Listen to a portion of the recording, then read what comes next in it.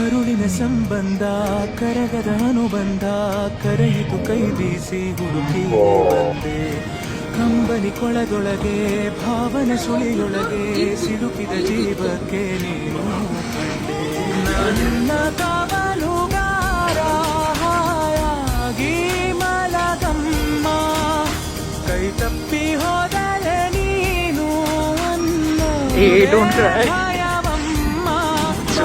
It's okay.